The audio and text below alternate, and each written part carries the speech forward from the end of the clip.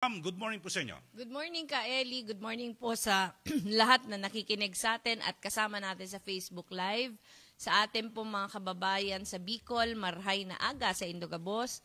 Sa ating mga kababayan sa Visayas at Mindanao, maayong aga, maayong buntag.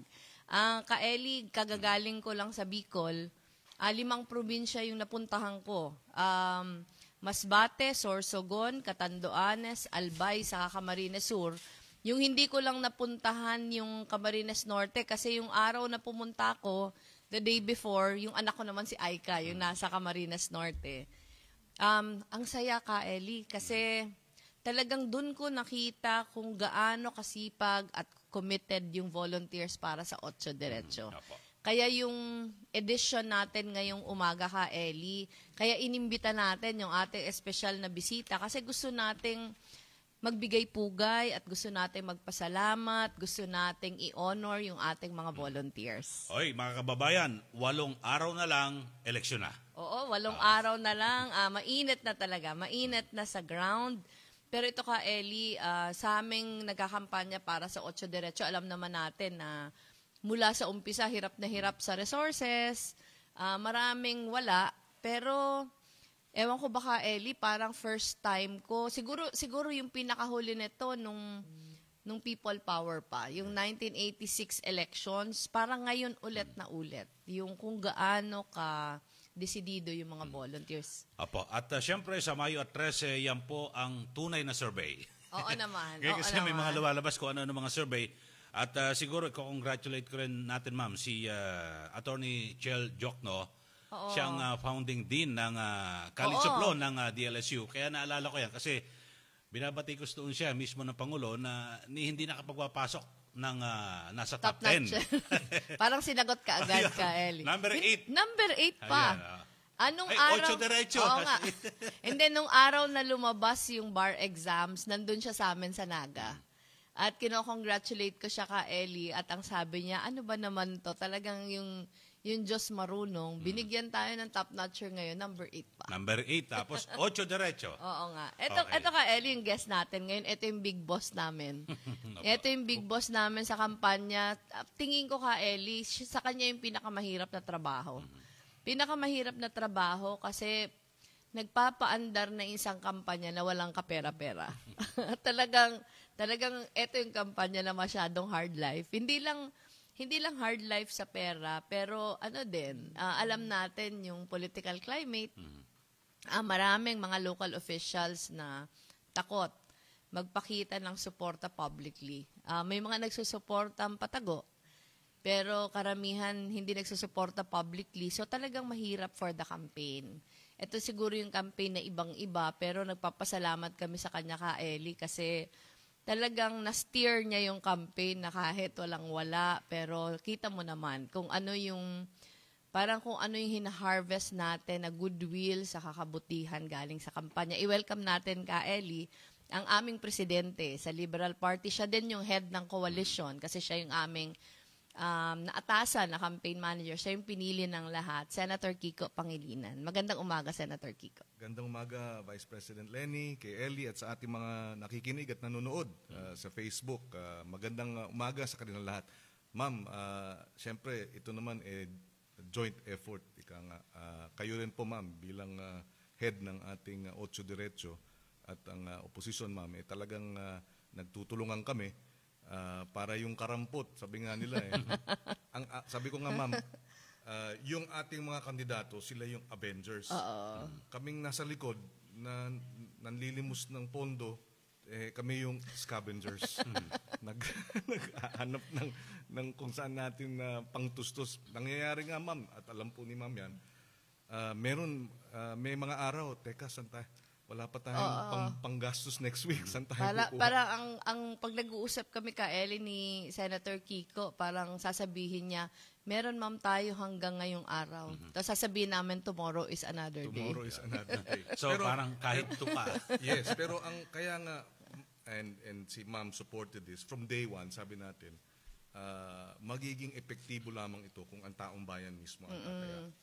Pero tingin ko, Senator Kiko, kaya naman nakuha natin yung commitment ng maraming volunteers dahil din sa quality ng mga kandidato natin. Tama po yan. Sabi nga po, today, yung column ni Randy David, ma'am, sa Inquirer, sabi niya, ito na ata ang pinaka modern, pinaka progresibo, pinaka magandang ticket. Oo naman. Yung 8 dahil sa kanilang kapasidad at kakayahan. So talagang pinili po natin yan, and precisely dahil ang gusto nating ipakita sa ating mga kababayan para ma-inspire din sila na hindi maaring tawaran yung kakayahan ng ating mga kandidato. Nung nag-uumpisa pa lang tayo, Senator Kiko, di ba, tinutuloy sa tayo na yung mga napili natin hindi makakilala. That's right, ma'am.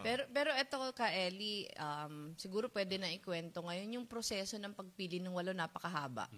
Maraming diskusyon, maraming debate. Pero kami ni Senator Kiko, magkasama kami at yung iba pa namin kasama. Pareho yung paniniwala na di balang hindi kilala, ipakilala na lang, pero siguruduhin natin na piling-pili yung 8. At talagang parang walang, yung term ng tulak kabigin. Talagang Ma'am, each quality. one of them, oo. Yung quality. Oo. Talagang walang dehado. Yung 8 talagang lahat on their own, mahuhusay, matitino, may mga paninindigan. Ako, ma'am, ever since, part of my, sabihin na nating criteria, ito ba maipapaliwanag ko at may dedepensa ko sa aking mga anak? Mga anak. Kasi kung hindi ko may dedepensa sa aking mga anak, anong klase akong magulang na parang gusto mong ituro yung tama at mali sa ating mga anak, pero pagdating dun sa mga desisyon mo, medyo nagiging hindi na maliwanag yung tama at mali. Totoo yun. So yun po ang naging isa sa mga batayan. Kaya ho ganun ang naging desisyon natin dahil nga hindi pwedeng tawaran yung kakayahan. Saka marami, Senator, yung nagtatanong sa akin na bakit 8? Sabi ko, hindi natin yun sinadya na 8. Ang pinag-usapan lang natin, kahit 2 lang yan, kahit 3 lang yan, basta yung mahuhusay talaga. At ang nahanap natin, 8. Na parang yun din yung naging battle cry ng lahat, 'di ba? Kahit saan ako pumunta, hindi man kilala yung isa-isa masyado. Pero yung 8 talagang, yung 8 diretso, pag nakakita ko ng mga tao, parang mukhang 8 diretso na ako. Kasi kahit saan ako makita, talagang may mga nagsasabi na 8 diretso. Tsaka ma'am, kaya nga ho ganun, dahil alam natin, nagbibigay din tayo, naniniwala tayo, ang ating mga kababayan, pag binigyan ng pagkakataon, mamili. Dahil base dun sa kanilang pagkaunawa dun sa mga issue, marunong at kayang magpasya ng maayos. At nakita na natin yan. Ako, naniniwala ako, ang pagkapanalo ng ating Vice President sa huling banda dahil nga dahil sa tao talaga. Ang taong bayan ang nagpasya, sila nga ang tinimbang nila at nakita nilang karapat-dapat. At ganun din ang ating layunin dito po sa 8, ma'am. Titimbangin sila. Pag tinimbang sila ng ating mga botante, palagay ko sasabihin ng husto, tamang-tama, sapat na sapat. Kumbaga sa palengke, kinakailangan tama ang timbang. Palagay ko dun sa 8 kandidato po natin, talagang lahat po sila husto at maganda at maayos ang timbang. Okay. Opo. So, Senator, dito po sa mga naglalabas ng mga survey, ay hindi ho ba naapektuhan yung ating mga kandidato? Siyempre, kahit paano kumisan, yung nagiging perception po rito ng mga botante, naku, eto na siguro mananalo. So, ano po ang take ho rito ng mga kandidato po natin sa 8 diretso? Well, ang ating paliwanag din sa kanila at sila rin naman ay nakikita po nila na ang talagang huling survey lang ang mahalaga at yun yung araw ng halalan. Plus, ako po 18 taon na mahigit sa national politics since 2001.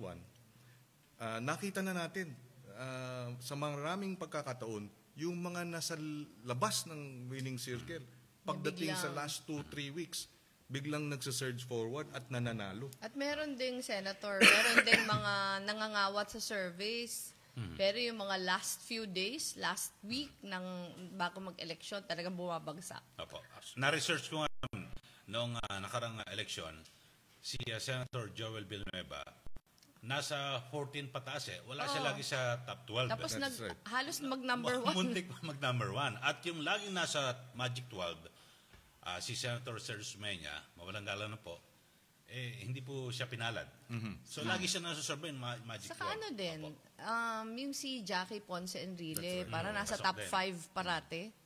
Pero nung day ng election, nawala. Yun. So merong talagang last minute, last 2 minutes o last 2 weeks na doon nagkakaroon ng sabihin na nating masusing pag-aaral ang ating mga Hindi, botante. saka ano kasi, Senator, yung experience ko sa lokal, lalo na sa mga probinsya, yung mga tao nagdedesisyon kung sino yung bobotohan ng senador last minute.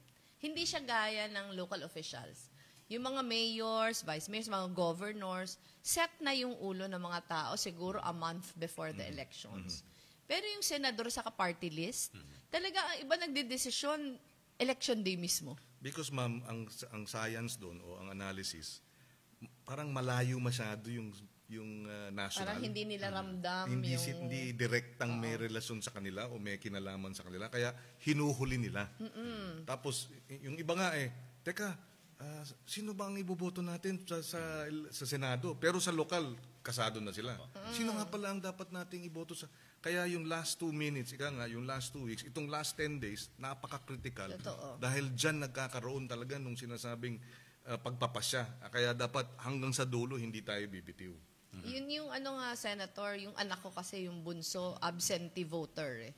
Nagkakwento siya kasi sinubmit niya yung kanyang... Overseas absentee vote. Overseas absentee voter siya. Sinubmit niya yung kanyang ballot sa consulate nung nakaraang weekend. Tapos tawa siya ng tawa kasi sabi niya, pag-submit ko, marami mga estudyante din doon na magsasubmit. Sabi niya, nandun na kami, saka lang nila tinatanong, sino nga ulit yung 8? Sino yung 8? Alam nila kung sino yung bobotohan, pero hindi pa nga sila familiar sa individual names. In fact, ma'am, yung pag-iikot natin at ng ating mga volunteers at ng mga campaign teams, meron talagang ganito yung verbatim na lingwahe. 8 diretso ko, bigay mo nga sa akin Yung mga pangalan nila. Ibig sabihin, talagang gusto nilang malaman sino yung 8 diretso at gusto nilang suportahan. Pero Senator, di ba, bawal po ang sample ballot, di ba ma'am? So anong dapat na gawin kasi yung iba hindi kabisado yung pangalan ng 8. Ano maganda ang gawin para maipapaya natin sa ating mga Hindi, voters? actually, Eli, pinapayag. Yes. Pinapayag yung sample Sample ballot. ballot sa loob ng ng polling place. So parang yun po ang pinaka-kodigo ng Kodigo. isang botante. In fact, meron tayong kampanya sa huli, yung Kodigo Ko campaign, na isulat kamay na natin. Total, 8 naman yan. Madali namang mamemorya yan. 5, 9, 25, 36, 37, 41, 57, 59. Naku, hindi ko pa yung memorize. Kabisado, Senator. Kasi ako araw-araw at bago ako matulog sa gabi. Ang memorize ko yata yung jingle nila, kaya natasabi ko kaagad yung 8 ko dahil dun sa jingle nila. Tsaka ma'am, talagang ito yung magiging spirit of volunteerism. In the end, sabi ko nga ma'am, at ako'y naniniwala, na ang tunay na kapangyarihan sa politika, sabi ko nga, wala sa kamay wala sa kamao ng mga politiko. Kung hindi nasa puso. Siguro Sen, kasi marami sa atin nakikinig ngayon mga volunteers natin. Sinabi ko kasi sa amin may lumabas ng sample ballot sa Camarines Sur. At syempre, kasi may mga politiko talaga na politika lang talaga yung consideration. Yung mga politiko sa amin na malalaki, yung nasa sample ballots nila, mga Amy Marcos. So nagagalit yung mga tao. In fact, kaya ako nakita yung sample ballot kasi pumunta ako sa isang okasyon, maraming taga doon yung nagagalit na eto yung nilabas nila, eto yung sample ballot. Anong gagawin namin? So sabi ko nga, kung meron lumabas na ganon, na hindi 8 yung nakalagay at ang gusto nyong iboto yung 8, baka pwede yung mga volunteers i-clip yung kodigo natin. Yes. I-clip yung kodigo natin, tapos magbigay ng instruction sa mga botante na sabihin na pagdating sa senador, ito yung susundin. Yes, tsaka dapat din natin ipaliwanag kasi baka yung iba nating mga kababayan hahanapin yung 8 diretso dun sa balota. Wala sila makikita. Wala yung 8 diretso dun. Ang nandun, yung numero ng ating mga kandidato at pangalan.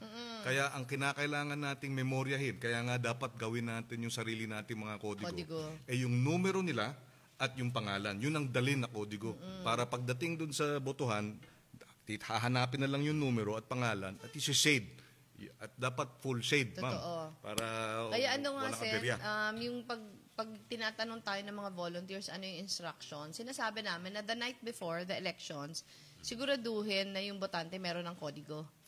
Gawin na lang, kumopya, o kung wala sila nung kodigong pinapamigay, sila na lang yung gumawa ng sariling kodigo. Para ho yung paggawa ng sariling poster. Maraming gumagawa. Sa buong Pilipinas, Luzon, Visayas, Mindanao, sabi nga nung isa hindi, nagdedebate kasi may thread kung wala tayong makuhang tarps, gumawa na tayo ng sarili natin. Tapos pinaskill niya yung kanyang tarp na ginawa niya. Actually, Sen, sa pag-ikot namin, nagugulat kami kasi halos lahat na lugar. Pagkain.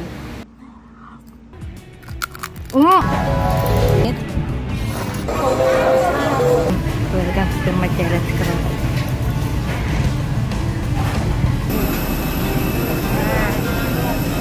Pagkain kayo. Sa kaso ng nurse and vlogger na si Grace, kapag napuyat, kapag stressed,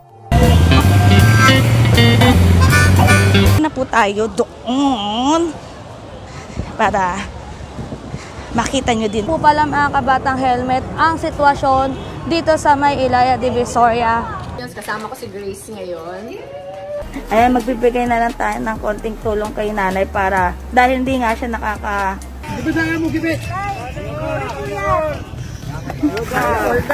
Ayan, pila po yan? 1,000! 200! Kuya, ilan po kayo? Ayuda! Ayan, ito na po yung mga food packs. So, kasama ko na po ang leader po ng mother leader po na si Ma'am Rochelle Ho. Hello po. Thank you very much po sa lahat ng mga sponsor. Pag may na-meet tayo ng volunteers, lahat sila nagsasabi kami na yung nagpagawa. Yes, Kami na yung right. nagpagawa ng sarili naming tarps. Kailan ba yon? Nung Friday o Thursday, nandun ako sa Catanduanes. Nasa Catanduanes ako, merong isang malaking pagtitipon. Pero after nung pagtitipon, so marami lumapit sa akin, nagpapaselfie. Merong mag-asawang matanda. Merong mag-asawang matanda na parang naghihintay lang silang maubos yung tao nagpapaselfie sa akin. Nung pasakay na ako sa sasakyan, nagpakilala sila. Ano nga yung pangalan? Florencio saka Diogen Garcia, 'di ba? Garcia. Sila 80 plus years old. Mag-asawa sila. Sabi nila may dala-dala silang polyetos na may nakalagay math grad. Sabi nila pinaprint namin to a month ago pa. Lahat na bumibili sa butika namin, binibigyan namin. Kinakampanya namin, hindi namin siya kilala. Nagsarili siya. Talagang, ewan ko kung mapakita natin yung pictures. Hindi, parang lumapit lang talaga siya. Sinasabi niya, ma'am, kailangan talagang manalo sila. Kaya kami, eto yung aming kontribusyon. Ganun, ma'am, talaga sa iba't ibang parte ng ating bansa. Volunteers talaga ang pinakabuhay ng ating kampanya.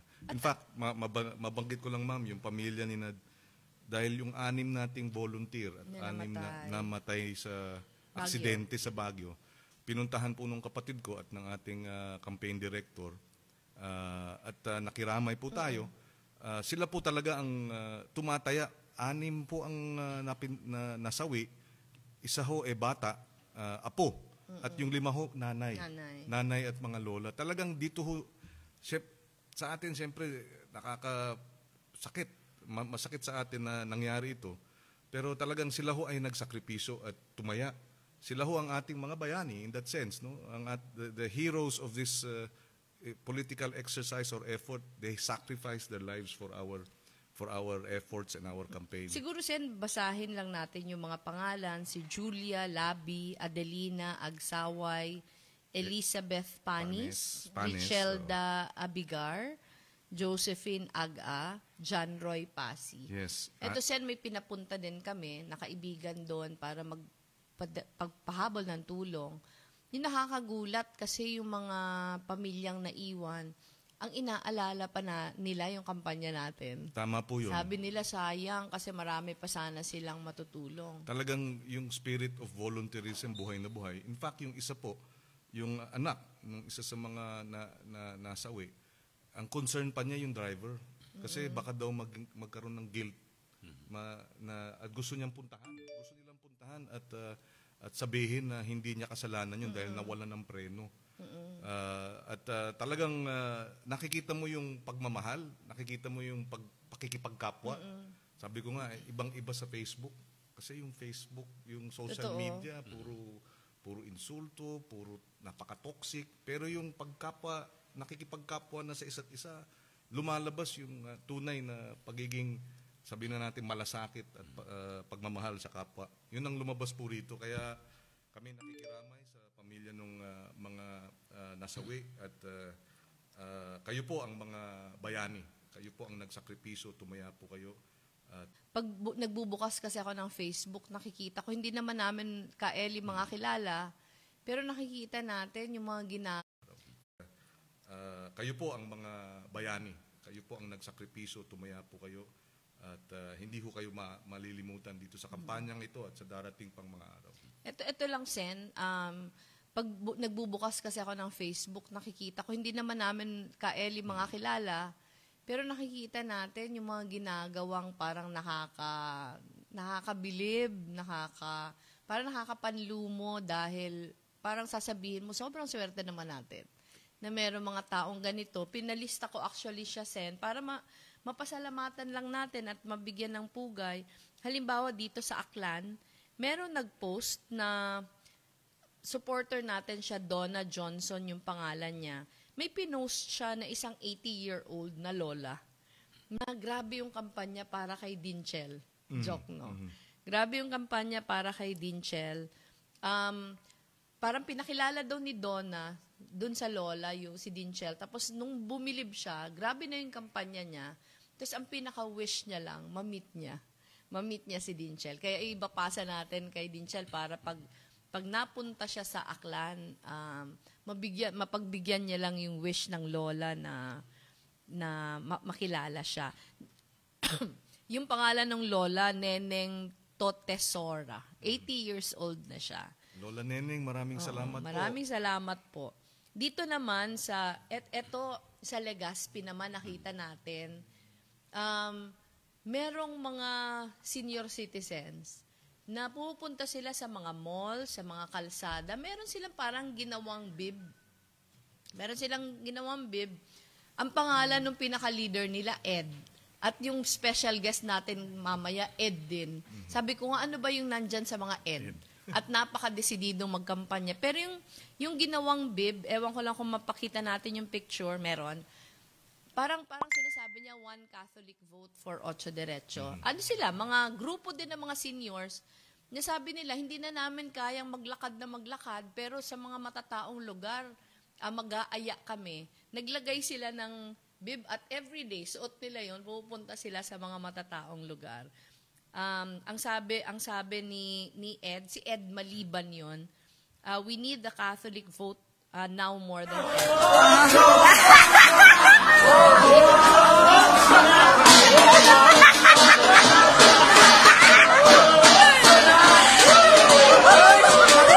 Para kamayan sila. Kaya maraming salamat po kay Sir Ed at maraming salamat sa mga kasama niyo po. Ang nag-post tungkol sa kanya, si Morivel Magallanes. Ayan, napakalaking supporter natin si Morivel. Saka sa Sen Kiko, nakita ko din sa Facebook, ang pangalan Armel. Si Armel ay, meron siyang private property along Rizal Street. Kung familiar tayo sa Legazpi, yung Rizal Street, isa sa mga major na streets. Naglagay siya ng sobrang laki na tarpaulin para sa Ocho Derecho. Nakita ko lang siya sa Facebook at ang sabi nag-comment kasi ako, saan ba yan? Sumagot ito si Armel, sabi niya, ito lang yung aking pwedeng i-contribute para sa kampanya ng Ocho Derecho. Ito, sarili niyang gastos, sarili niyang lagay. Talagang siguro yun na yung pinakamalaking tarp for Ocho Diretso. Ma'am, nabanggit nyo yun. Meron po dito sa may EDS sa Dasmariñas Village, malapit sa may MRT station. Merong isang, yung village, yung bahay niya, nasa may EDS. Nilagyan niya. Meron siyang tarp at meron siyang speaker. Oh, Tapos, oh my God. yung jingle ng Ocho Diretso, tsaka yung jingle ng... Kaninong bahay kayo? Kaya nga, ni Chel Jokno, ang paulit-ulit na talaga. tinutugtog. Sabi ko ba, okay ito ha? Talagang volunteer people power ang nangyayari.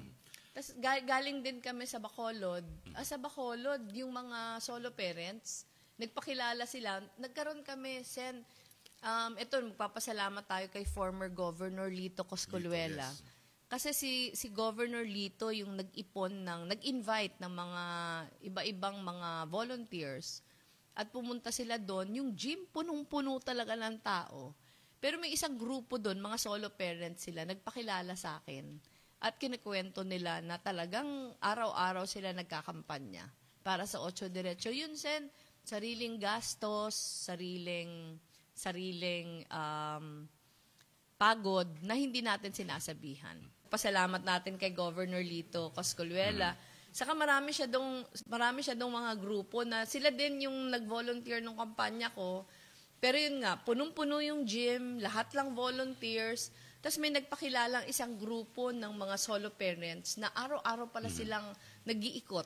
Namimigay sila ng mga tarpaulin. Tapos nakita namin sa Facebook, nandun sila sa barangay Handumanan. Ayun.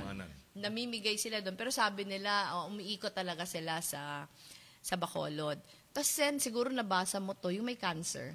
Yes, ma'am. Yung may cancer na, may sakit na siya, pero nagvo-volunteer pa siya. Nakikimo, ma'am. Ang pangalan niya Marlon Omar Hernandez. 38 years old siya.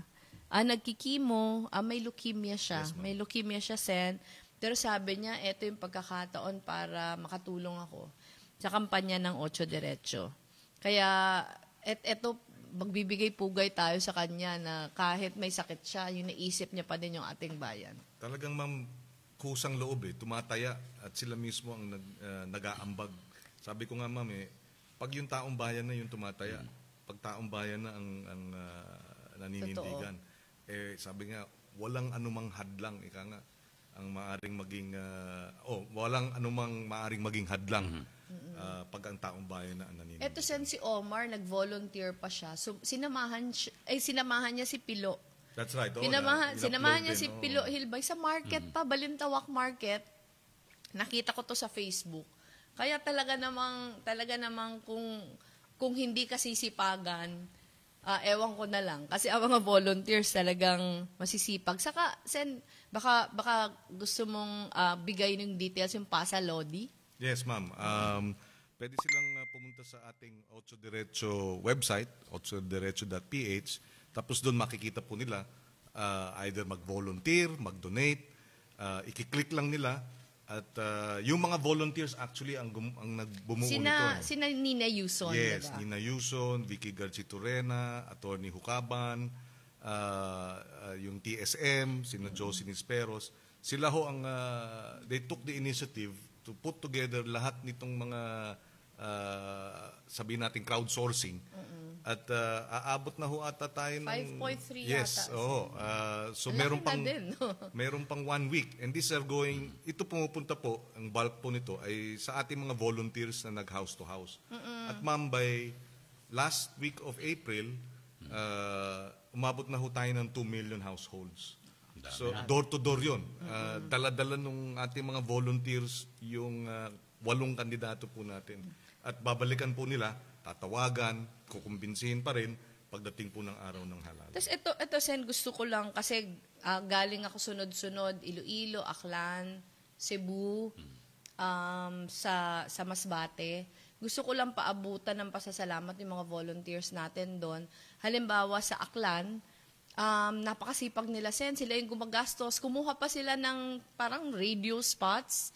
Tapos meron silang soundtrack na umiikot sa buong probinsya. Yung nangungunan nito yung TSM Aklan, sina Carmen Recabe, napakahusay na leader na talagang nagsasarili na pagpunta namin doon, talaga nakapaprint na sila in full force. Pagpunta namin sa Aklan, sobrang dami ng tao sa gym.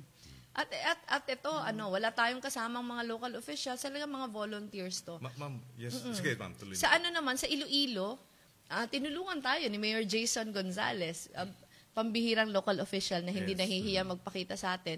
Pero yung grupo naman doon ng mga volunteers, pinapangunahan ni Joe Villalon, si Joe taga Pototan, pero buong probinsya ng Iloilo, talagang nag-mobilize sila ng mga volunteers. Meron ding mga soundtrack na umiikot. Sa Cebu, ganun din.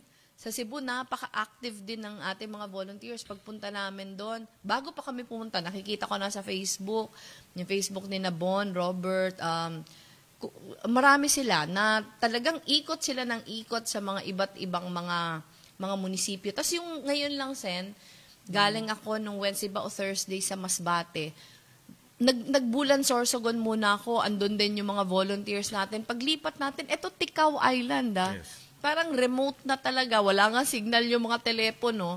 Pero pagpunta namin, sobrang daming volunteers, naka-uniform pa sila. Na wala naman tong hinihingi sa atin ng kahit ano.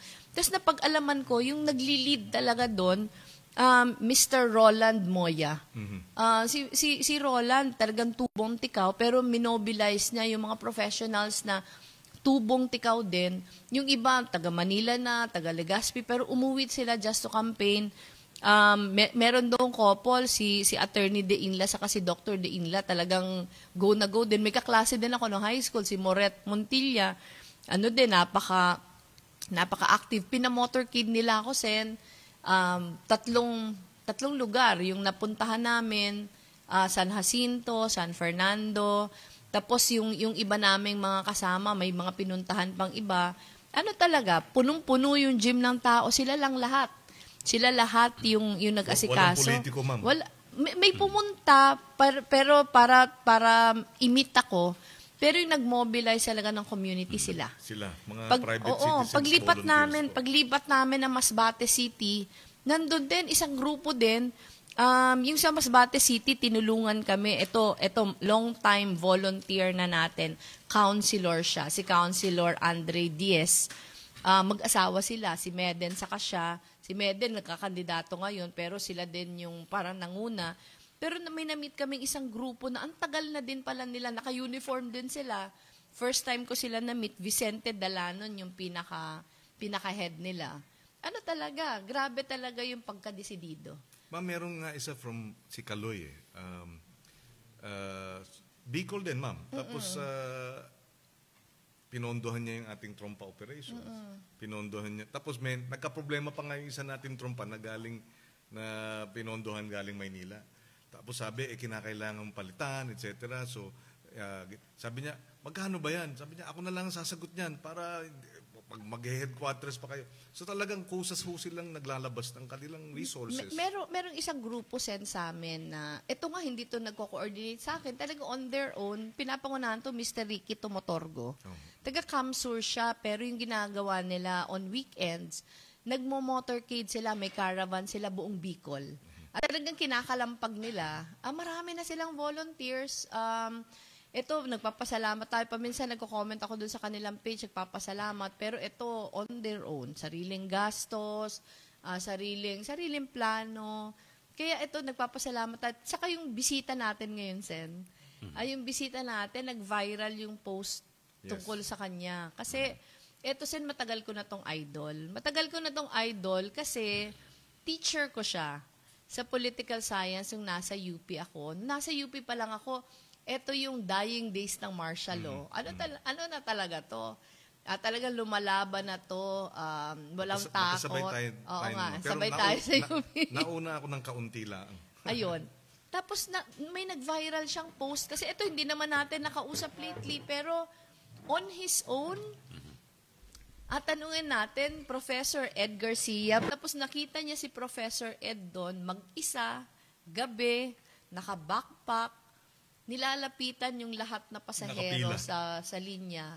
Binibigyan niya ng flyers at kinukumbense. Pero i-greet muna natin si Professor Ed. Professor Ed, magandang umaga po at maraming salamat sa pagpapaunlak sa aming imbitasyon. Magandang umaga po, ma'am. Kailan kayo, Professor Ed, nag-umpisa at bakit niyo naisipan na yung mga P2P passengers yung kakampanyahin mo? Well, unang-una, nag-umpisa ako nung 1970 pa eh. First quarter storm. Nahalata, Professor. Tapos si Senator Kiko, siya pa yung Estudyante student niya council president Yes. na nagtuturo ako sa UP.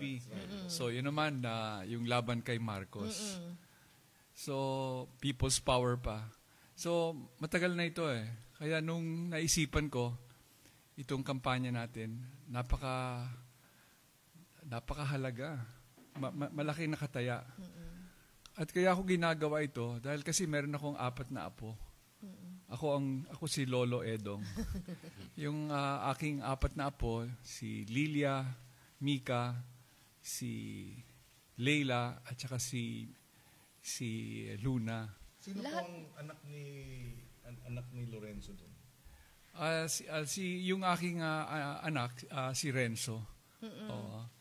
Kasi lahat girls. Kasi idol ko si Lorenzo Tañada. Siya yung ninong ko. Oo. Okay. Anyway, malaki nakataya eh. Kaya sabi ko, you have to give whatever it takes. Kasi endgame na natin ito eh. Ito yung endgame ng Ocho Derecho. Kaya nung nagbibigay ako doon Saan po yung picture na yon? Doon saang station ng sa Makati kasi ang haba ng pila ng mga tao. Unang-una yung mga nag-iintay ng jeep at saka ng bus. Siguro thousands literally. Kasi ang dami doon mga kung saan pumipila yung mga tao para umuwi. So nagbibigay ako isa-isa. Ito yung binibigay ko. Tapos sabi ko, kung maaari po, naka-backpack lang daw kayo. Naka-backpack. At mag-isa kayo, Professor? Mag-isa, Kasi sabi ko talagang talagang ito talaga yung sabi nga ni Senator Kiko, last 2 minutes. Last 2 minutes. Alam mo, talaga. nagla-life coach ako sa UAAP sa basketball at saka volleyball. Yung mga games, doon nagkakatalo sa last 2 minutes. Kaya ako may pag-asa ako. Ito, pag laban tayo hanggang dulo, mananalo. Kaya sabi ko, dahil sa gusto ko magkaroon tayo ng isang bansa na maipagmamalaki natin sa buong mundo. Kamukha nung nangyari doon sa 1986. Ang buong Pilipinas talagang pinagmamalaki. Ngayon, hindi na pinagmamalaki. Sapagkat ibang klaseng politika ang umiiral. Kaya sabi ko, endgame na ito. At meron tayong mga bagong Avengers. Oo nga eh. Yung Avengers natin, kamukha nun nasa pila ako sa sinihan. Binibigay ko sa mga kabataan. Pati pila daw sa sinihan. Pupunta ako doon. Sabi ko sa mga bata, iboto nyo ang mga Avengers natin. Tatalunin natin yung si Thanos na nasa Malacanang. Pero kumusta, Professor Ed, yung reception ng mga Alam tao? nyo, ang Ocho Derecho, merong may enthusiasm edge. Hindi mo mabibili yun eh. Talagang kusang loob at saka matapang. May paninindigan. Yun talaga, walang kapalit yun eh. Yun ang nakikita ko, no? Pag binibigay ko yung Ocho Derecho flyers, siguro I would say 30% ang sabi, sang-ayon kami. Pero ibang klase, yung talagang bigay na bigay. Gusto nila na tumulong. Siguro mga 40 to 50%, tama yung sabi ni Senator Kiko karamihan wala pa silang wala pa silang pasya desisyon. Wala pa desisyon Tapos yung mga 20%, ayaw talaga. sabi sa akin kalaban. Sabi ko hindi po tayo magkalaban. Kabayan tayo. Pagbigyan niyo kahit na ilan dito sa 8. Yun. At saka iba sa kanila talaga sino dito. Kaya sabi ko meron po tayong batang tondo. Si Pilo. Bar top notcher. Di ba natin pwedeng lagay sa Senado? Bukas naman po sila. Bukas sila, nakakagulat Kahit na yung mga pro-government Pag sinabi mo, ito pong si Jokno, napakagaling na abogado ito, papagtanggol niya lahat. Yun. Okay, sige. Ito yung si Tañada.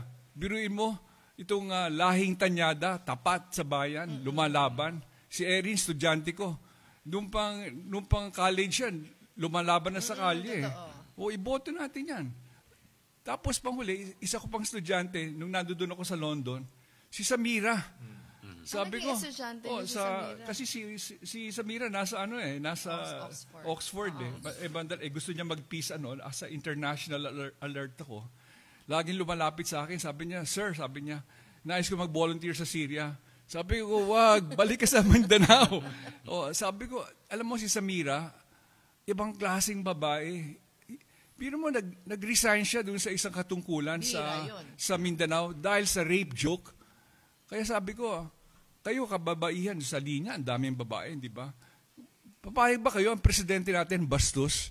Papayag ba kayo na sinungaling yung mga, at magnanakaw yung mga kumakampanya sa senador? Hindi pwede yun. Laban. Ganon si Samira Kaya, pagtitingnan mo, at saka hindi, one final thing, sabi ko sa kanila, payag ba tayo na yung West Philippine Sea binibigay sa China? Kaya may alehano, di ba? Kaya alam niyo, pag yung mga issue ipinapakita mo sa mga botante, nag-iisip sila, at least magkaroon ng alinlangan, no? Para pag-isipan nila kung sino dapat nilang iboto. So gusto mo sabihin, Professor Ed, hindi ka lang talaga nagbibigay, nangungumbinsi pa. Siyempre, nakikipag-usap kayo. Di ba, makinig. Ano sabi mo? Makinig. Matuto, kumilos. Kaya, I follow your advice. Kaya, yun talaga, mahalaga yun At saka, alam mo, nakakapagod nga, mga 5 hours on my feet. I'm 76 years old. With 5 a backpack. hours? At saka yung ibang lugar mainit kasi yung isang doon sa sa Makati yung ito ba yung sa may landmark? Yung sa landmark, yun isa yon. Tapos meron pa sa may Park Square. Okay. Yung Park Square sobrang init kasi sa basement. Okay. Sa basement. Pero doon talagang pag binigay mo yung 8 diretso, yung iba nagkakaroon sila ng topic of conversation, nasisira yung boredom nila, nagkakaroon ng buhay doon, may debate, di ba? Dapat gano'n Kasi pag pinag-usapan mo talagang nag-iiba. Kaya alam nyo, I feel so happy na,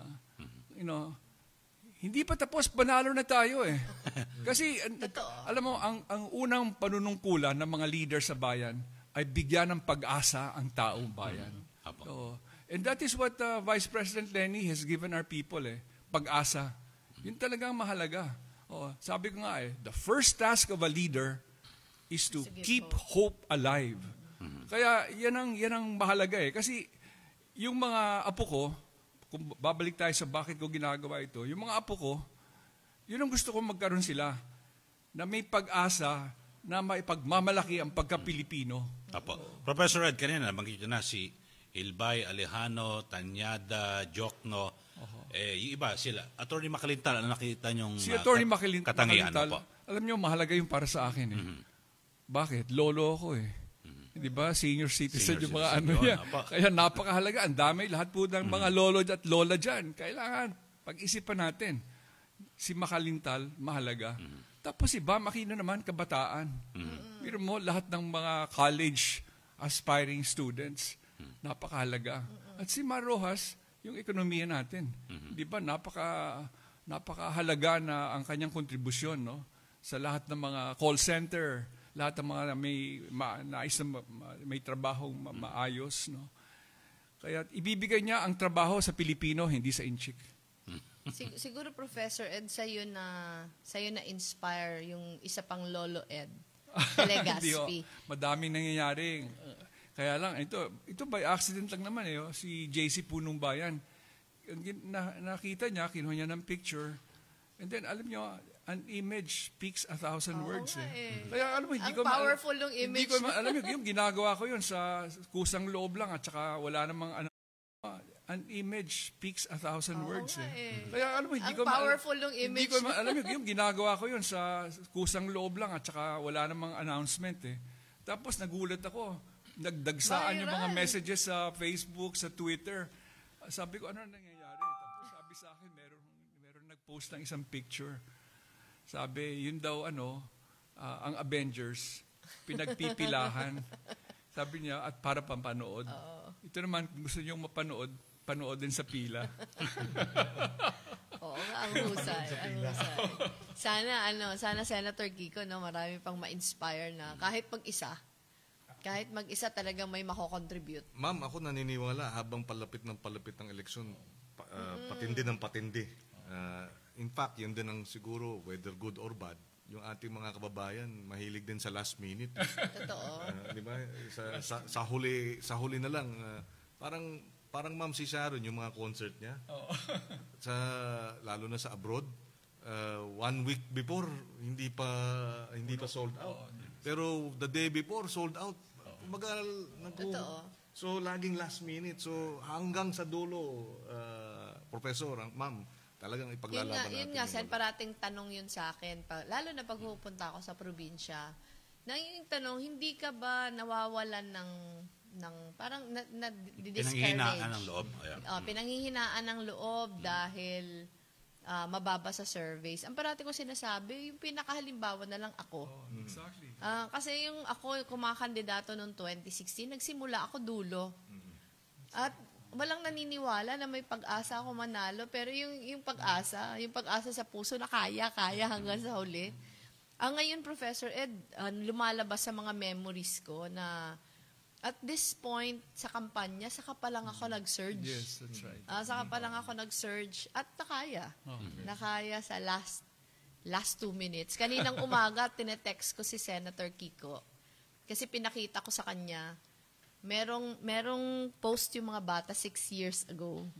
Yung 3 kong anak, maliliit pa, kasama si Senator Kiko. Nagpapasalamat sila kasi nung kumakandidato akong congressman ng 2013, pumunta siya to campaign for me. Sinamahan niya ako sa sorties.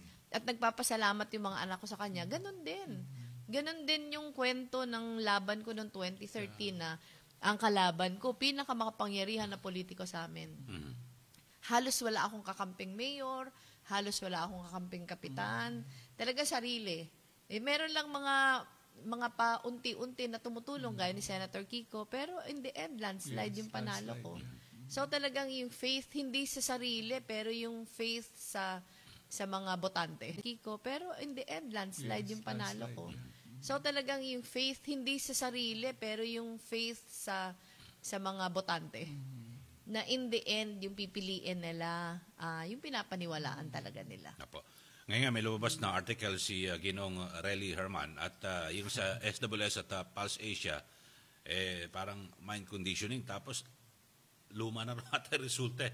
At puro mga admin candidates ang talagang lumalabas dito. Yung naman kasi, di ba Senator Kiko, yung mga lumalabas ngayon, eto mga surveys from several weeks ago. Ang iba nga from last month. So, hindi naman talaga siya yung tunay na makaka-capture ng sentiments ng tao ngayon. Yung kung meron man na ginagawa ngayon na survey, hindi na yun lalabas kasi mag-e-election. Kaya sana yung mga lumalabas sa surveys hindi maka-apekto sa desisyon ng ating mga kababayan. Kasi meron din, lalo na pag local official, meron ding iba na masasayang yung boto ko kasi... Yan, perception.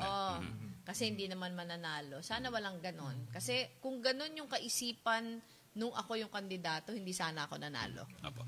Ito rin, no, may binabanggit si PNP Chief Albayalde na kung hindi raw mauhuli ng pulis yung mga bumibili ng boto, tanggapin na lang yung pera pero iboto natin yung nararapat. Sa 8 Diretso, wala tayong pambili. May pambili ba tayong boto? Actually ngayon, yung kampanya ko ganyan. Kasi alam ko na on the ground, yung bilihan ng boto, grabe. Yung kampanya ko, kasi lalo mo sinasabing huwag tatanggapin, lalong magtatago yung mga tao. So sinasabi ko, pag may nagbibigay ng boto, kunin nyo, nagbibili ng boto, kunin nyo. Kasi kung pinaghirapan yung pera, hindi naman yan gagastusin pambili ng boto. So, the mere fact na ginagamit yung pera pambili ng boto, hindi maganda yung pinanggalingan yan. Sabi ko, tanggapin nyo kasi para sa inyo naman yan. Pero galing yung iboto, sa atin. Galing din sa inyo. Pero yung iboto nyo yung nasa puso nyo. Alam mo, Kaeli, yung pinaka-example ko dito, yung sa amin, sa Naga. Yung mga nananalo sa amin, mga walang pera, yung lahat na sumubok bumili ng boto na talo. Kaya sana sa ibang lugar ganon din, para mahinto yung cycle.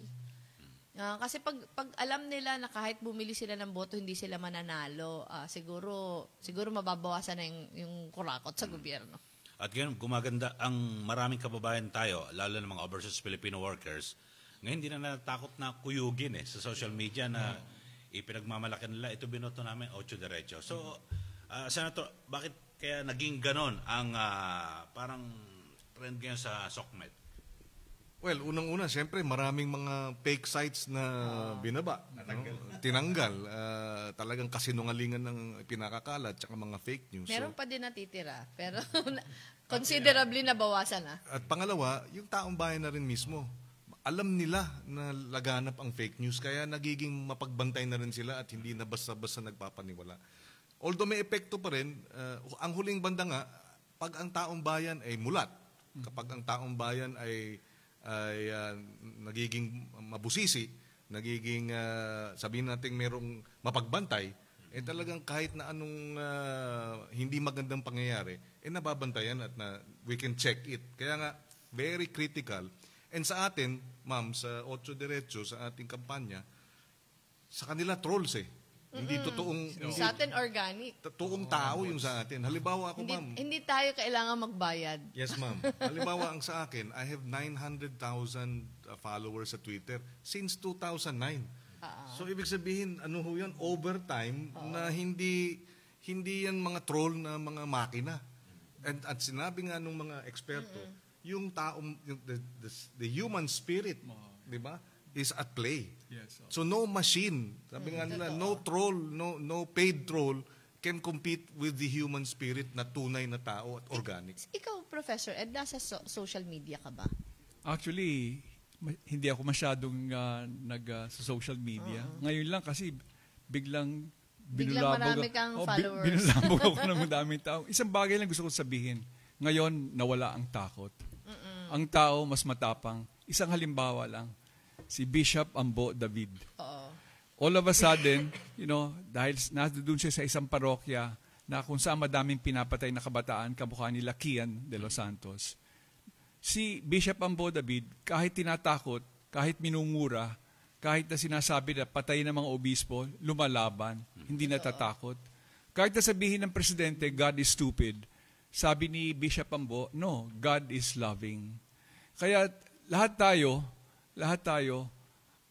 lumalaban. Hindi tayo natatakot. Kamukha ngayon yung panakot nila, yung Bikoy. Sabi ko, we are all Bikoy. We are all willing to go to jail. Ayan, Professor Ed. We're all willing to go to jail. Pilit akong ididiin dahil may picture sa akin. Biruin mo yun. So, ang point ko dito, kung wala tayong takot, kung matapang tayo, all of us who have ever been in social media, uploaded things, we are all Bikoy. In other words, wag tayong matakot. Yan ang lesson natin dito sa kampanya natin. Laban hanggang sa dulo. Saka makikita natin ito ngayon sa Facebook na yung mga overseas Filipino workers na, di ba, maaga silang bumoto. Yung mga bumoboto, talagang nagpo-post sila na, pinagmamalaki nila. Pinagmamalaki. Dati, walang ganun. Takot. Baka kuyugin ng mga trolls. Ngayon talaga laban na din. Pero dito ba may mga disinformation tungkol po sa botohan? May mga pre-shaded ballots na lumalabas ngayon. So, ano ho nakikita niyo ho rito? May ibang laro para guluhin o yung itong election po sa Mayo 13? Ako mahirap makasabi. Pero naalala ko Ellie, nung nagkakaroon ng revision of votes, yung protesta sa akin, isa sa mga inalala ko, baka guluhin nila. Kasi, di ba, Sen, nung manual pa yung counting, nangyayari talaga yung pinapalitan nila yung balota. May isang explanation dyan sa akin sa Attorney Romy Macalintal na sabi niya, huwag kang mag-alala. Huwag kang mag-alala kasi kahit palitan nila yung mga balota, merong mirror image. Sobrang hirap magdaya pag automated elections. Kasi merong mirror image yung lahat na balota ang pinapasok. Hindi ako masyadong familiar kung ano yung mga paraan kung paano nila mapapakialaman yung boto. Pero yung explanation sa akin ni Attorney Macalintal, sabi niya, kung hindi mo napapansin, ngayong automated elections na, halos walang protesta na nagmamaterialize. Kasi, hindi na nila mapalitan yung mga ballots. So, hopefully, ngayong 2019 elections, ganun din. Ang sabi niya, yung mga daya dyan nangyayari before, siguro yung mga vote buying, pero pag nakaboto na, mahirap ng palitan. So, sana hanggang ngayon, ganun pa din yung integrity nung automated elections. Ma'am, wala tayong oras at Professor, at sa huli po. Isang ano po bagay yung lang mensahe? gusto kong sabihin. No? Dapat alalahanin natin, tuloy ang laban, even after we cast our vote, kahit na pagkatapos ng ating botohan, because nation building requires a marathon mentality. Mahaba ang laban. Mahaba ang laban. Ako, nagumpisa, bata pa. Ngayon, lolo na ako. Ipagpatuloy ang laban hanggang sa dulo. Ayun. Apo. Salamat po, Professor. Kay Senator Kiko, ano po ang inyong mensahe? Siguro, Senator, yung mga Yes, upcoming activities. i-announce natin yung huling linggo ng huling hirit. Sa May 5 ngayon, merong honesty run. May 6, meron tayong provincial Cavite, meeting the Avance, dyan po sa Aguinaldo Shrine. May 8, ito po, 3:30, may misa po sa UP Chapel. Tapos meron pong Thanksgiving and concert. Ito po May 8 sa UP Diliman. May 9, sa gabi po, 7 o'clock, meron pong candlelight vigil sa inyong mga harap ng inyong mga bahay, sa harap ng simbahan. Siguro, Sen, yung mga volunteers natin, makipag-coordinate tayo para, di ba, para sabay-sabay. Yes. Kahit nasa kanya-kanya mga lugar. Tama. And yung candlelight vigil po yan is for honesty sa pamahalaan at sa eleksyon. Of course, May 10, Friday, meron pong Mother's Day press conference. Yung mga nanay ng Ocho Diretso, ipupulong po natin para manawagan at hilingin sa iba pang mga nanay sa suporta sa ating Ocho Diretso. At siyempre, isulat na niyo ang inyong mga kodigo at May 13, Monday, ang araw ng halal. Okay, so, ma'am, yung Mother's Day, naalala ko yan, anniversary po ng Vision Nag-start yung magto 2 years na tayo ka, Ellie. Yes, 2. Ito lang siguro yung last na pakiusap lang, yung gaya na, uulitin ko lang yung instructions kanina, Sen Kiko. Yung mga volunteers natin on the ground, antabayanan nila yung paglabas ng mga sample ballots sa mga local politicians. Kung pwede yung mga sample ballots, samahan nila nung mga Ocho Diretso Codigo. Kasi karamihan talaga sa mga local politicians. Meron namang yung nakalagay talaga, yung pinapaniwalaan. Pero karamihan kasi accommodation. So, baka pwedeng antabayanan nila yung distribution, mag-distribute din sila ng mga kodigo para sa Ocho Diretso.